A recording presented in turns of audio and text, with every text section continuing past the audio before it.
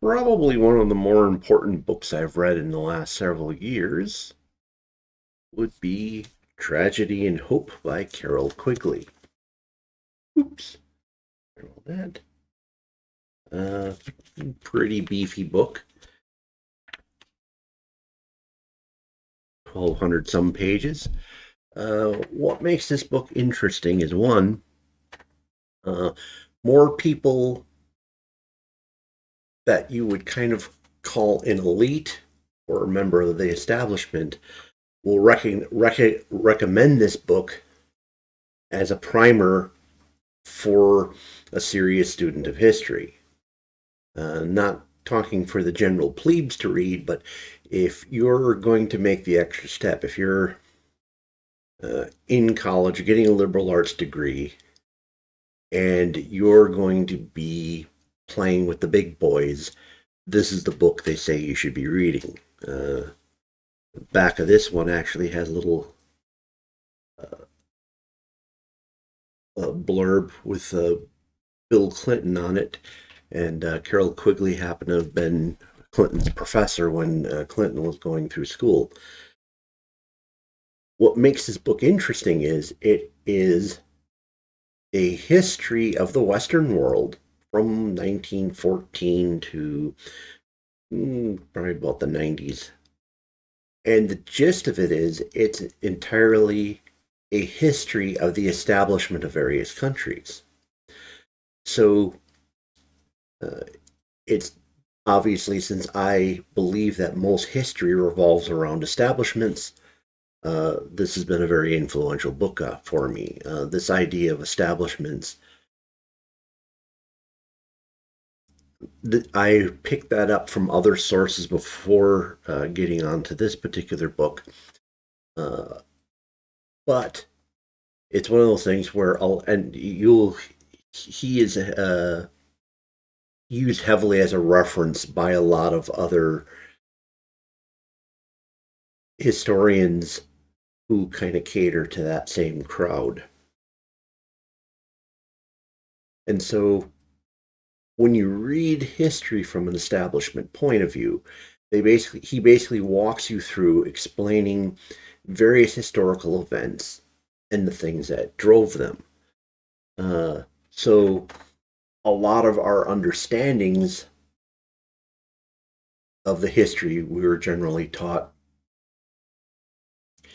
in high school and community colleges uh, don't even come close to making any sense. But when you read this, you go, oh, that makes a lot more sense than the stuff I've been listening to. Uh, the stuff around World War II is absolutely invaluable, where we get a good look at, uh, like, for instance, Germany, where the establishment, their order, pretty much stayed. Even though they had a new government imposed on them at the end of World War One and in the interim periods between the wars, their establishment remained exactly the same. And their establishment had never changed their mind. Their establishment had made up their mind that there was going to be a strong man in charge of Germany at some point. Their idea was to reestablish the monarchy. And then ultimately, what happened is Hitler stepped in at the right time to be able to fulfill that role, and everyone said, good enough. But the idea is Hitler isn't this self-made man who made all this happen.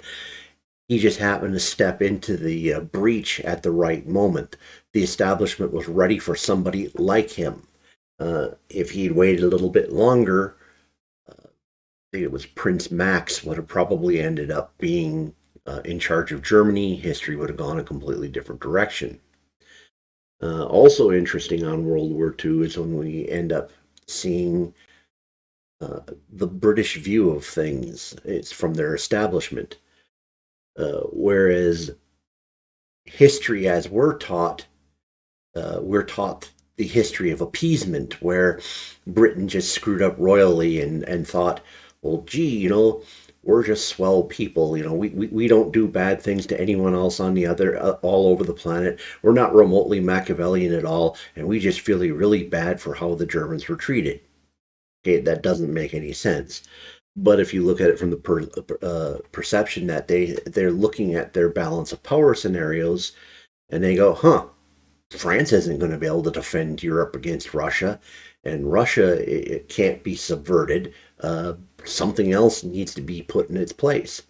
So the British establishment creates a rearmed Germany. Now, mind you, the end result of uh, the Nazis taking over weren't exactly what they had in mind, and they didn't realize that diplomatically the German diplomats and the British diplomats didn't know how to talk to each other, so therefore they were misinterpreting each other's signals, and eventually we get to war. But so, and it's essentially it's a broad swath of history talking about how uh, the establishment does things in all these various countries, and it's broken down. Essentially goes country by country by country in the various time periods, at least the critical ones. Uh, it's not an easy read. It's a bit of a slog to get through. His his methodology of speaking, writing, his writing style uh, doesn't flow over the brain naturally. So there's parts where if it's an area that's not particularly interesting to you, you're probably going to have to go back and reread it at some point. Now, when you're getting into the areas where you're talking about the countries and the historical periods that are interesting to you, and assuming you have some sort of already functional knowledge of it, you will find it pretty enlightening. So, if you're looking to understand how history works in terms of looking at it from an establishment point of view, Tragedy and Hope by Carol Quigley is the book you need to check out. That's all I really wanted to mention tonight. Sometimes people are wondering where I get this stuff from. This is one of my sources. Appreciate you spending time with me tonight. If you get an opportunity, please like. If you have any comments, comment. If you think someone would find this useful, share it with them.